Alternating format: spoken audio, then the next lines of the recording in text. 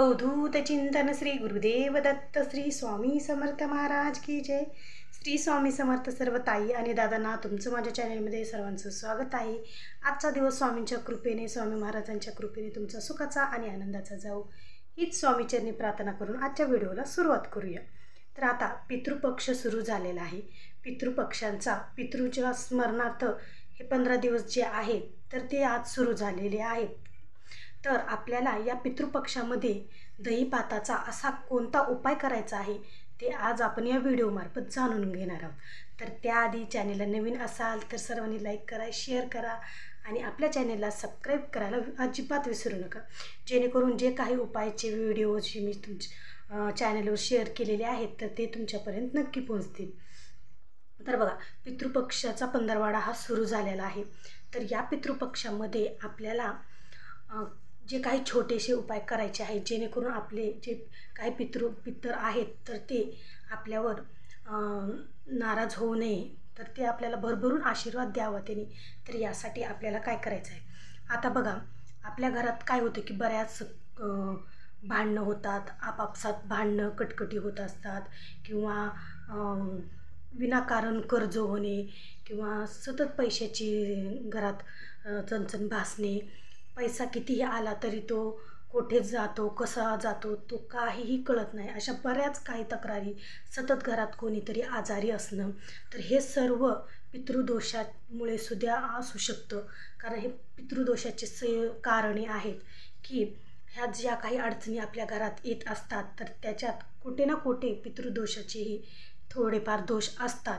तर त्यासाठी आपल्याकडून पितृदोषाचे काहीतरी उपाय व्हावे आणि ते जेणेकरून आपल्याकडून हळूहळू पितृदोष, आपल्या लागलेला जो काही पितृदोष आहे तो कमी व्हावा, तर त्यासाठी आजचा हा व्हिडिओ आहे।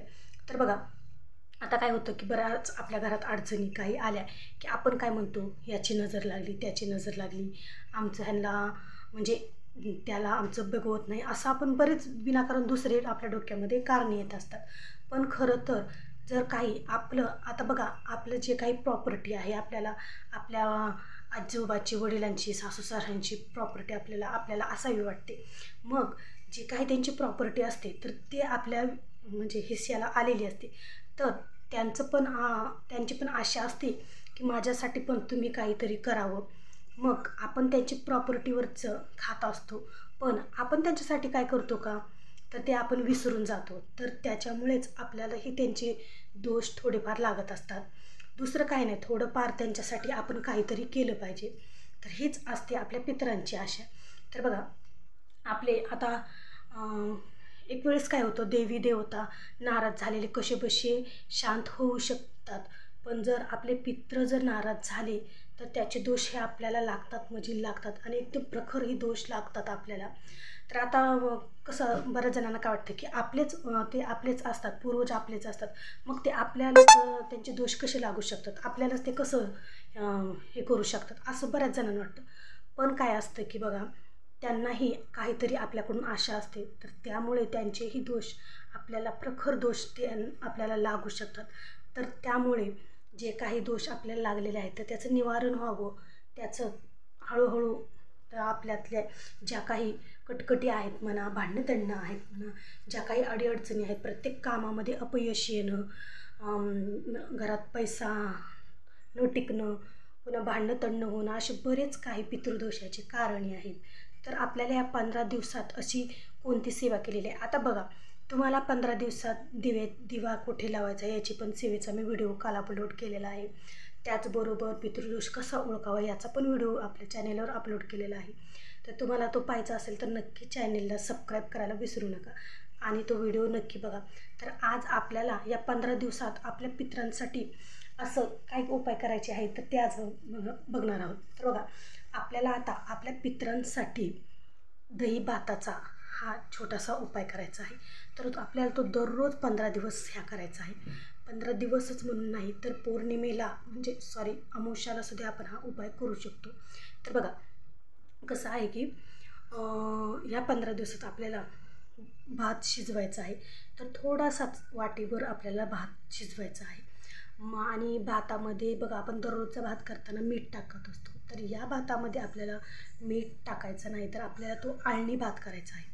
तर वाटीभर भात आपल्याला शिजून घ्यायचा आहे, त्याच्यात मीठ घालायचं नाही. आळणी भात आपल्याला तर थोडासाच वाटीभर आपल्याला आळणी भात शिजवून घ्यायचा आहे आणि तो आळणी भात आपल्याला त्याच्यावर 2 चमचे दही घालायचं आहे आणि 2 चमचे दही घालून त्याच्यावर थोडेसे तीळ, आपल्याला बघा काळं तीळ जे भेटतं बाजारात, तर ते काळं तीळ, थोडेसे काळे तीळ आपल्याला त्या दह्यावर भातावर घालायचे आहेत आणि ते आपण वाटीमध्ये म्हणा किंवा प्लेटमध्ये म्हणा किंवा केळीच्या पानावर किंवा आंब्याच्या पानावर सुद्धा ठेवू शकतो. तर अशा प्रकारे आपल्याला ते आपल्या घरा स्लॅबवर म्हणा किंवा तुम्ही जर फ्लॅट सिस्टीममध्ये राहत असाल तर तिथेही स्लॅब म्हणजे वरी ठेवता येतो किंवा गॅलरीमध्ये ठेवता येतो किंवा खिडकीमध्ये ठेवता येतो. अशा जिथे तुम्हाला जमेल तिथं आपल्याला ती वाटी भात ठेवायचा आहे. का म्हणजे बघा, पूर्वजांसाठी आपल्याला ही सेवा करायची आहे, तर ते कावळ्याच्या रूपात येतात किंवा चिमणीच्या रूपात येतात. कोणताही जीव येऊन ते भात खाऊन जातात. तर जर तुम्ही भिंतीवर ठेवा घराच्या किंवा पत्र्यावर ठेवा, जिथं कुठे जागा असेल तिथं आपण हा भात ठेवून द्यायचा आहे. आणि बघा, जर तो ठेवलेला भात जर चिमणीने म्हणा कावळ्याने म्हणा 1-2 कण जर खाल्ले, तर आपले जे पूर्वज नाराज झालेले आहेत ते थोडेफार आपल्याला म्हणजे शांत झालेले आहेत, आपल्यावर ते खुश आहेत असा आपल्याला संकेत मिळत असतो. आणि जर समजा कोणत्याच पक्षाने तो भात खाल्ला नाही, कावळा नाही म्हणा, चिमणी नाही, काही नाही, कोणत्याच पक्षाने जर तो भात येऊन खाल्ला नाही, तर समजायचं की आपल्याला प्रखर पितृदोष आहे, आपले पितृ आपल्यावर खूप नाराज आहेत, हे समजून जायचं. जर खाल्ला चिमणीने कावळ्याने तर आपला पितृदोष हळूहळू त्याचं निवारण होत चाललं आहे, हे समजून घ्यायचं.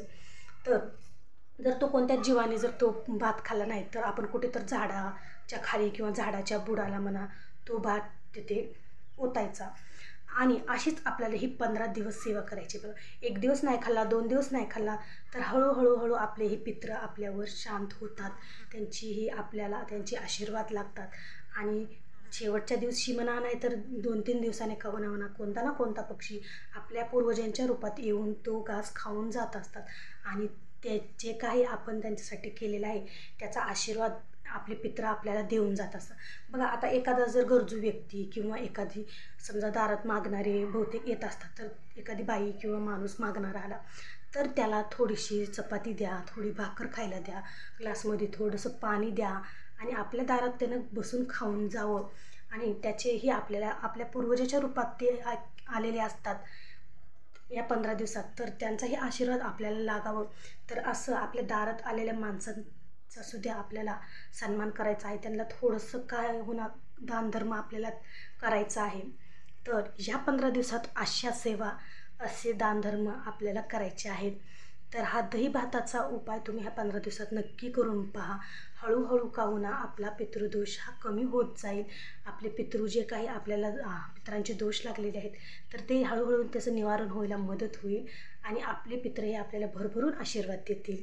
तर व्हिडिओ आवडला असेल तर नक्की लाईक करा, शेअर करा. आपल्या चॅनेलला नवीन असाल तर चॅनेलला सबस्क्राईब करायला अजिबात विसरू नका.